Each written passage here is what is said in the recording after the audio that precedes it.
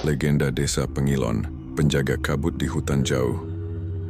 Di masa ketika Brebes masih dilingkupi hutan lebat dan rawa-rawa, di ujung utara Kecamatan Songgom, terbentang sebuah tempat yang jarang dijamah manusia.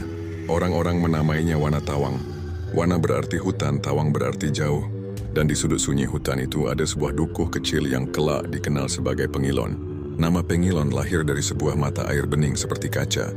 Airnya begitu jernih, siapapun yang menatapnya akan melihat wajahnya sendiri seakan bercermin. Namun keindahan itu menyimpan rahasia. Mata air ini dijaga oleh sosok mistis yang menjadi pelindung desa.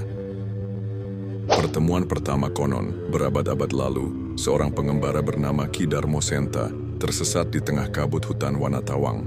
Saat ia mulai putus asa, dari balik kabut muncullah seorang gadis muda berwajah pucat dan bermata bening laksana permukaan air. Ia mengenakan kain putih yang berkilau diterpa sinar bulan, dan di tangannya tergenggam sebuah cermin perak. Dewi Raraswati, wahai pengelana, ikutilah cahaya ini dan engkau akan pulang. Ki Darmo Senta, siapakah engkau yang berjalan di atas kabut? Dewi Raraswati, aku hanyalah penjaga batas pelindung hutan dan ladang. Namaku tak penting bagimu, tapi kelak orang akan mengingatku sebagai penjaga Pengilon. Dengan langkah ringan, Dewi Raraswati menuntunnya menuju sebuah mata air.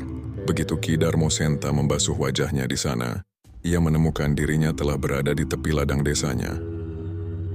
Perjanjian leluhur. Sejak malam itu, Ki Darmo Senta kembali bersama para tetua kampung untuk mengucap terima kasih. Dewi Raraswati menyampaikan sebuah perjanjian. Warga boleh membuka hutan menjadi ladang, tapi setiap purnama ketujuh, mereka harus membawa sesaji bunga setaman, tumpeng, dan kendi berisi air ke mata air Pengilon. Selama perjanjian dijaga, kabut akan melindungi ladang dari hama dan kekeringan. Upacara ini pun menjadi tradisi sakral di Pengilon. Waktu yang mengubah segalanya. Puluhan tahun kemudian, kehidupan mulai berubah.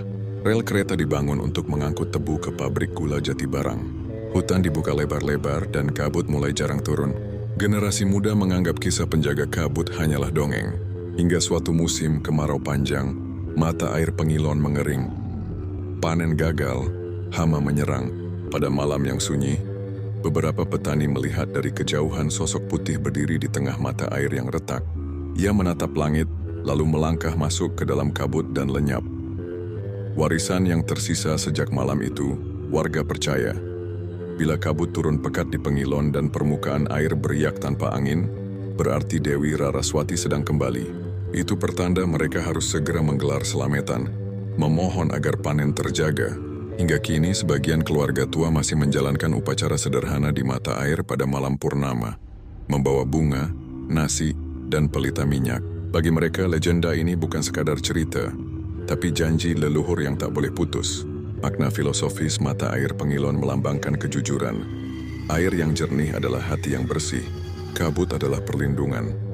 Bahwa kadang, yang tampak menghalangi justru menjaga kita dari bahaya. Perjanjian leluhur mengajarkan keseimbangan alam memberi, manusia menjaga.